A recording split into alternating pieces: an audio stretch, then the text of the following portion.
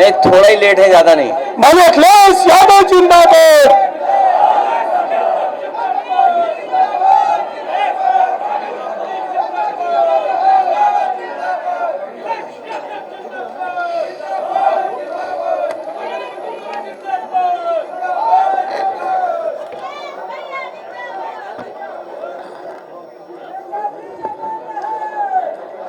सम्मानित अभी बाद में देना ना, प्रेस मीडिया के साथियों, आखिरी में आज समाजवादी पार्टी के मजदूर सभा के राष्ट्रीय पदाधिकारी और प्रदेश के पदाधिकारियों का संकल्प, हम संकल्प लेते हैं कि सामाजिक न्याय के राज की स्थापना के लिए संविधान और आरक्षण की रक्षा के लिए जातीय जनगणना करवाकर जनसंख्या के अनुपात में सबको उनका हक दिलवाने के लिए हर एक पीड़ित, उत्पीड़ित, शोषित, वंचित, दमित, गरीब, किसान, मजदूर, पिछड़े, दलित, अल्पसंख्यक, असुरक्षित महिला व उपेक्षित युवा के रूप में पीड़ा के एक सूत्र में बंधे हुए संपूर्ण पीड़ित समाज को समान अवसर और सम्मान दिलवाने के लिए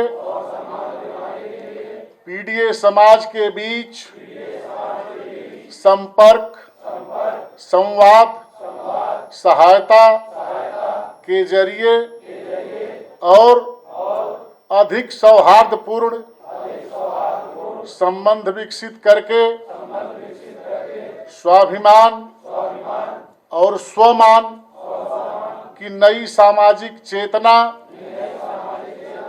लाने के लिए सामाजिक न्याय के राज के संदेश दूत बनकर अपने अपने गांव, गली, मोहल्लों के हर घर तक जाएंगे और लोगों को जोड़कर हम समझाएंगे, हम सब मिलकर सामाजिक न्याय का राज लाएंगे, अपना भविष्य खुद बनाएंगे। 2027 में माननीय अखिलेश यादव को उत्तर प्रदेश का मुख्यमंत्री बनाएंगे। जन जन का कल्याण, जय जय संविधान। धन्यवाद। राष्ट्रीय अध्यक्ष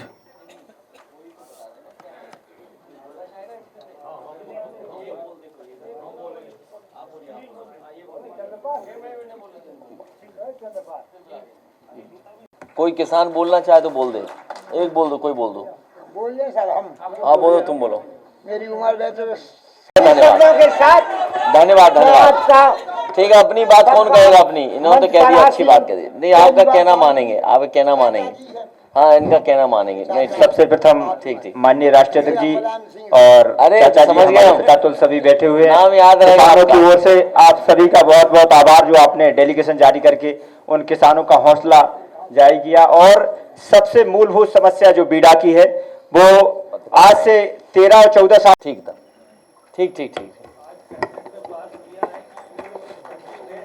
हाँ हाँ।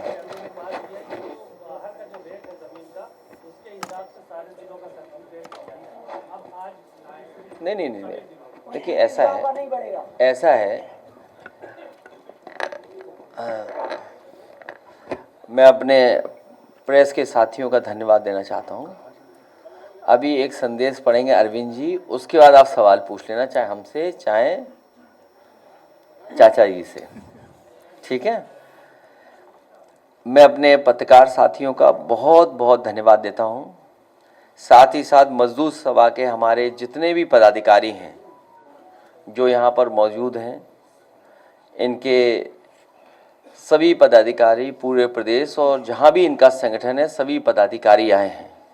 इन सभी पदाधिकारियों ने भरोसा दिलाया है कि जिस तरीके से सरकार मजदूरों के अधिकारों को छीन रही है, मजदूर भाइयों को कोई सुविधा नहीं दे रही, न उन्हें कोई सिक्योरिटी दे रही, न कोई सेफ्टी दे रही, और जो भी कुछ उनकी समस्याएं हैं उनका भी समाधान नहीं कर रहे।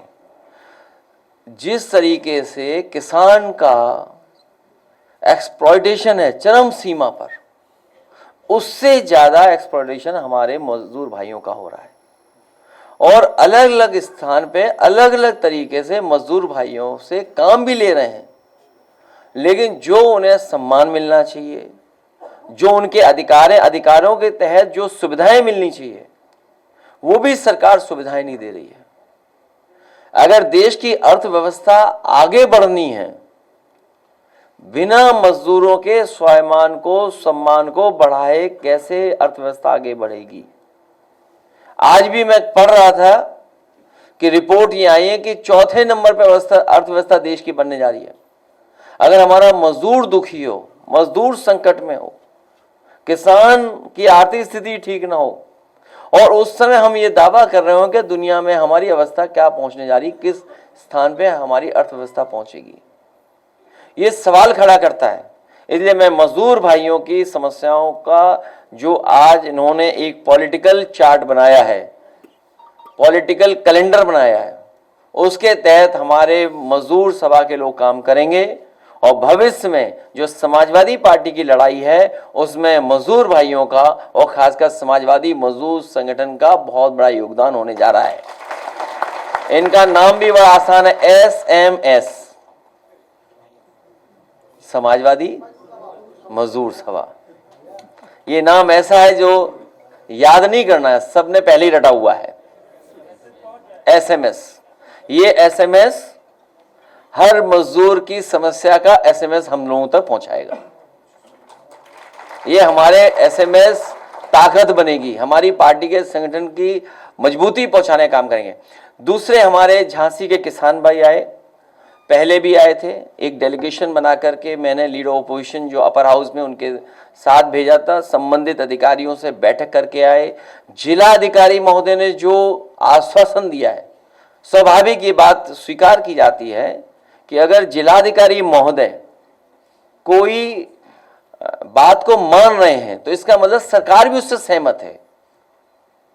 अगर उस समय के जिलाधिकारी महोदय जो भी रहे थे, उन्होंने आश्वासन दिया है कि हम समस्याएं जो किसानों की उनका समाधान करेंगे, तो दोबारा जाकर के हम लोग अपने लीडर ऑपोजिशन को कहेंगे कि दोबारा जाकर के एक बार किसानों के बीच और वहां पर संबंधित अधिकारियों से बातचीत कर करके फिर आगे इस लड़ाई को हम बढ़ाएंगे। और अगर ये सरकार ने फैसला लिया है कुछ कैबिनेट्स में जो हमारी जानकारी में नहीं है, लेकिन हम किसानों के लिए, ये जो झांसी के किसान या उत्तर प्रदेश के अलग अलग जगह के किसानों को जो विकास के लिए, उद्योग के लिए, कारोबार के लिए जमीन छीनी जा रही है, समाजवादी पार्टी की मांग है कि उनको बाजार भाव मिलना चाहिए, बाजार की कीमत मिलनी चाहिए, जो मार्केट प्राइस है वो मिलना चाहिए। और दबाव बना करके किसी भी सहमति के कागज पर दस्तखत नहीं कराने चाहिए।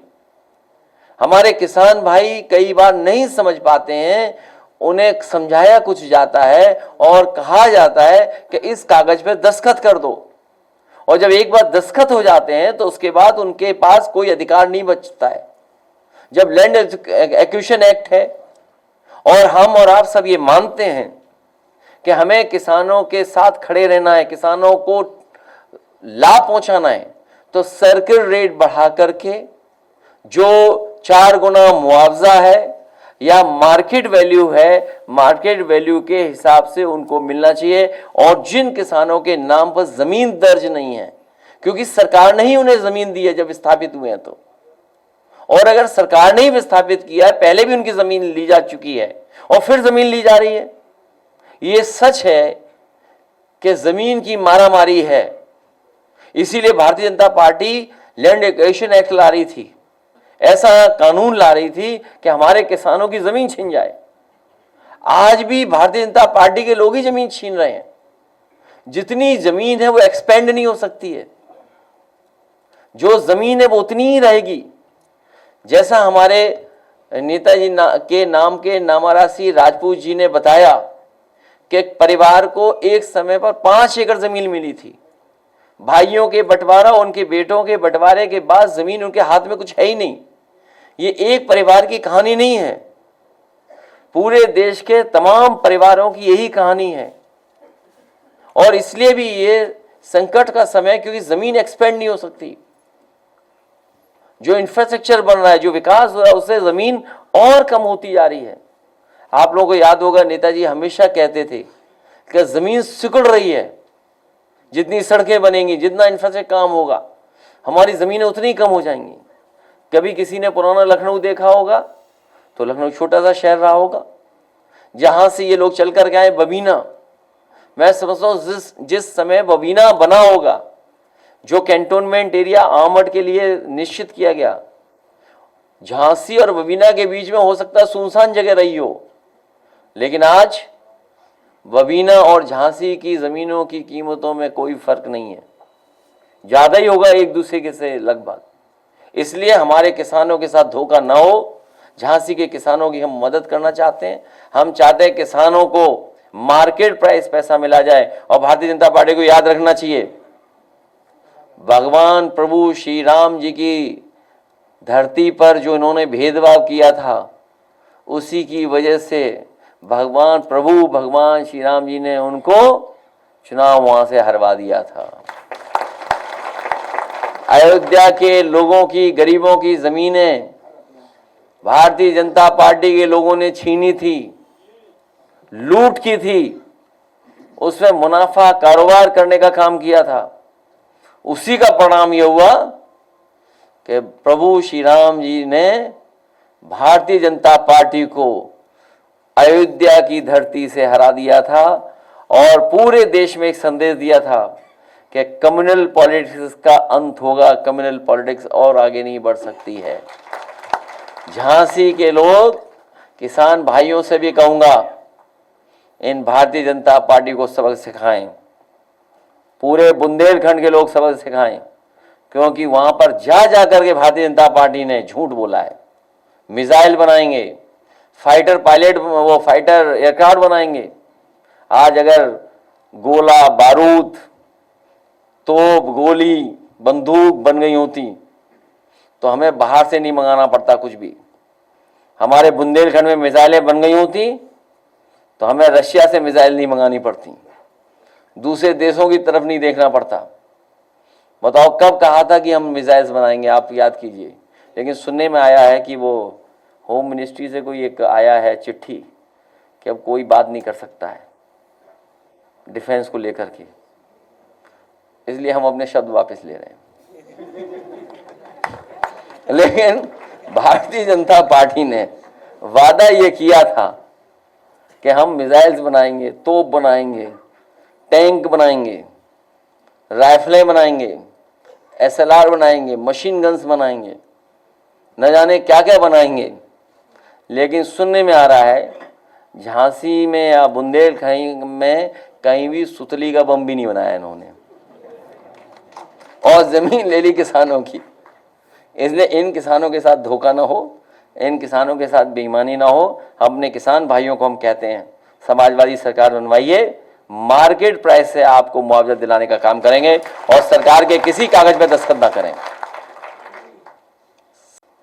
6:15 के बाद एक खबर आई कि आगरा में अमन यादव का इनकाउंटर कर दिया गया। जैसे ही मैं उठा और कुछ देर बाद वो फ्लैश होना शुरू हो गई न्यूज, तो पता नहीं क्या मेरे मन में आया कि ये असली इनकाउंटर नहीं है, ये फेक इनकाउंटर है। तभी देखा मैंने कि आगरा से कार्यकर्ता का फोन आ रहा है। मैंने फोन उठा लिया तो जानकारी हुई कि सरकार के लोगों ने उसका गलत नाम चलवाया है।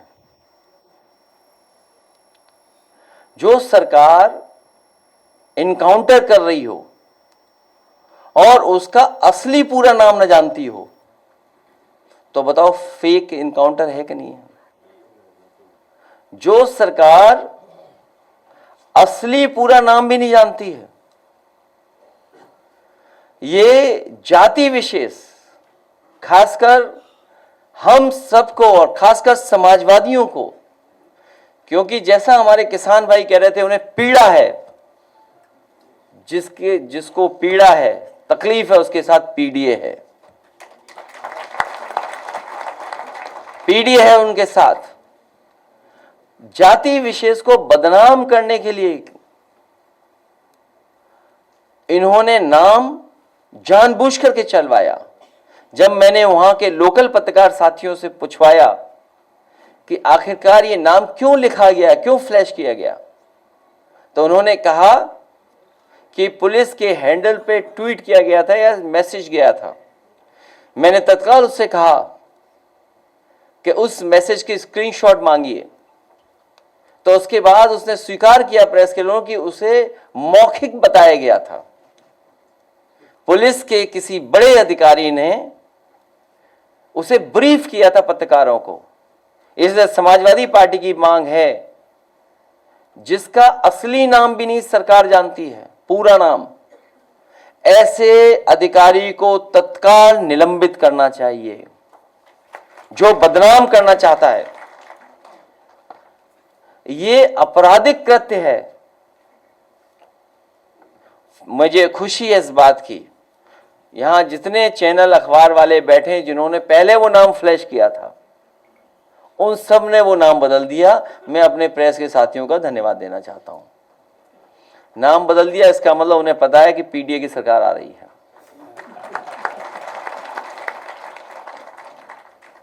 जैसे ही सूचना गई हमारे कार्यालय से, मैं अपने पत्रकार साथियों का विशेष धन्यवाद देता हूं कि जिन्होंने उस नाम में सुधार लाने का काम किया। बहुत महत्वपूर्ण एक संदेश अरविंद जी आपको सुनाएंगे। उसके चाचा और हम दोनों मौजूद हैं आपके सवालों को लेने के लिए। आज चाचा से शुरू होगा। उत्तर प्रदेश की सरकार जो है क्या सरकारी नौकरी देने में असमर्थ है और आउटसोर्सिंग की जो बात कर रही है, आउटसोर्सिंग निगम बना रही है।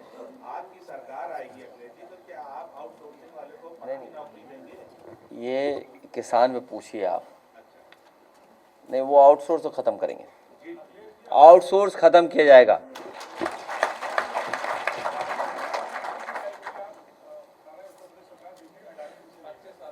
क्या आया तो हमारा एक काम मान लो, हमारा भी कहना मान लो। आज ऐसा है, हर दिन हम ये पढ़ते हैं अखबारों में, और कई बार आप लोगों ने भी लिखा होगा कि JP-NIC बिक रहा है। हम आज आपके सामने कह रहे हैं कि जब सब बीजेपी बेच ही रही है, तो हम समाजवादी पार्टी के लोग मिलकर के JP-NIC को लेना चाहते हैं। और इसलिए लेना चाहते हैं जो उन्होंने औरों को कीमत लगाई हो, जो उन्होंने औरों को बेचने के लिए कीमत गुपचुप लगाई हो, वही कीमत हम लोग देने को तैयार हैं। और इसलिए क्योंकि इससे न केवल हमारा इमोशनल अटैचमेंट है JP-NIC से, बल्कि हमें आइडियोलॉजिकल अटैचमेंट बहुत बड़ा है। और आइडियोलॉजिकल अटैचमेंट के साथ साथ जिस समय इसको शिलान्यास किया गया था, उस समय देश के बहुत सारे सोशलिस्ट लीडर्स आए थे, जिसमें नेताजी, जॉर्ज फर्नांडिस साहब और अन्य लोग आए थे। और मैं ये दावा करता हूं कि JP-NIC और खासकर जो जयप्रकाश जी का म्यूजियम बना है, देश में किसी पॉलिटिकल लीडर का ऐसा म्यूजियम नहीं बना जो समाजवादियों ने जयप्रकाश जी को समर्पित किया है लखनऊ में। इसलिए न केवल हमारे साथ आइडियोलॉजिकल और इमोशनल, बल्कि हमारी ये उपलब्धि भी है कि एक नेता की लेगेसी को कैसे हम अगली पीढ़ी तक लेकर जाएं। इसलिए जब सब बीजेपी बेच रही है, तो हम ये खरीदना चाहते हैं समाजवादी लोग मिलकर के। पूरे प्रदेश और देश के समाजवादियों से मैं अपील करूंगा कि वो हमें चंदा भी देंगे और हम ये लेना चाहते हैं। अगर सरकार को बेचने में दिक्कत हो, उनके पास तमाम एक्सपर्ट अधिकारी हैं। जैसे जब इन्हें मॉल बेचना था, प्लासियो मॉल की मार्केट प्राइस क्या है? यहां जितने किसान हैं ये मांग रहे हैं मार्केट प्राइस क्या रही होगी उस समय प्लासियो की? आप इसी से अंदाजा लगा सकते हैं। एक स्पेस सूट वाले हैं डिप्टी सीएम, उन्होंने अपने ही मुख्यमंत्री, अपने ही सरकार के खिलाफ पत्र लिखा था। तो बात आपको समझ में आ रही होगी क्यों लिखा होगा पत्र। तो एक तो वो एक्सपर्ट अधिकारी हैं, दूसरा समाजवादी पार्टी ने किसानों के लिए, उनकी मदद के लिए, सुविधा के लिए, उनके लिए एक बाजार क्रिएट किया था। न केवल बाजार क्रिएट किया था, बल्कि किसान अगर आए लखनऊ में अपना सामान लेकर के आए और कारोबार करना चाहें तो एक किसान बाजार बनाया था। सुनने में आया है कि आजकल सबसे मॉडर्न, सबसे हाई फाई जगह वो बन गई है, लेकिन वो किसान नहीं है, नई पीढ़ी के लोग हैं। वो किसान बाजार कैफे सेंटर बन गया है। किस नाम से जाना जाता है मैं तो नहीं जान रहा हूं, मैं तो एक ही बार गया हूं वहां पर। हाँ, नहीं जो भी हो। और उसके बगल में एक किसानों को रुकने की जगह थी, जिसमें होटल बन गया है बहुत बड़ा लाल रंग का। वो देखिए लाल रंग हमारा था, हाँ लाल रंग हमारा था, लेकिन वो लाल रंग नहीं हटा, होटल हट गया। किसान की जगह किसी उद्योगपति पहुंच गया, हमें कोई आपत्ति नहीं है। तो वो जो एक्सपर्ट लोग हैं, मैं केवल इन बातों को इसलिए कह रहा हूं कि वो एक्सपर्ट हैं कि कैसे कोई चीज बेची जाती है। ये सरकार एसेट्स नहीं क्रिएट कर सकती, सरकार एसेट्स को बेच रही है, क्योंकि कल हम और आप कंगाल हो जाएंगे। अभी मैं देख रहा था, भारतीय जनता पार्टी को कैसे पता है वॉर होने वाला है? मुझे कोई ये बताए, भारतीय जनता पार्टी को कैसे पता है वॉर हो रहा है? उनके ट्विटर हैंडल से, उनके मीडिया सेल से एक कहा कि वॉलंटियर्स हमें चाहिए जो लोगों की मदद करेंगे। उन्हें कैसे पता वॉर होने जा रहा है? ये सोचने की बात है, मैं आपसे कह रहा हूं। अरे देश बचाओ, हम सब बचेंगे तभी। आप बताइए बीजेपी कैसे इसको ट्वीट कर सकती है? आप पे भी होगा, अभी चल रहा, वाईफाई हमारा चल रहा नहीं चल रहा है? तो सुरक्षा जैसे विषय पे भी कोई गंभीरता नहीं बीजेपी के अंदर, मुझे नहीं कहना। और फिर ये कोई दिखावटी और प्रदर्शन का वो नहीं है समय। आप अपने ट्विटर हैंडल पे डाल रहे हैं वॉलंटियर्स चाहिए हमें। आप पढ़िएगा, इंग्लिश में है चिट्ठी, क्या है पढ़ दे कोई, अगर पढ़ सकता है तो इंग्लिश में। हिंदी में क्यों नहीं दिया इन्होंने? किसी इसलिए कि कोई जाने ही ना।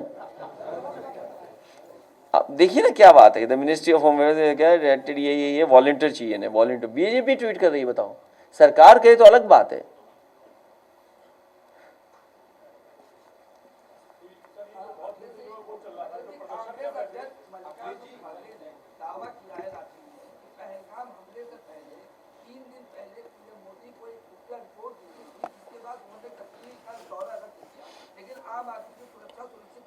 अब वो विषय नहीं है, अब विषय ये है कि मॉक ड्रिल होने जा रही है। अब विषय वो खत्म हो चुका है। अब सब ने जब ये आश्वासन दे दिया है और सरकार के पक्ष में खड़े हो गए हम सब कि सरकार जो करेगी, जो ठोस कदम उठाना चाहे उठाएं, तो अब पुराने सवाल नहीं खड़े हो सकते हैं।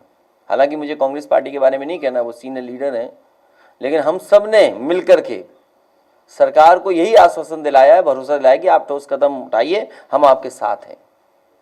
अब तो मॉक ड्रिल होने जा रही है, इसलिए लाइट वाइट जो इंस्ट्रक्शंस हों वो आप भी जारी कर देना, तो हम लोग फॉलो करेंगे, और जो सरकार कहे वो मान लेना आप भी।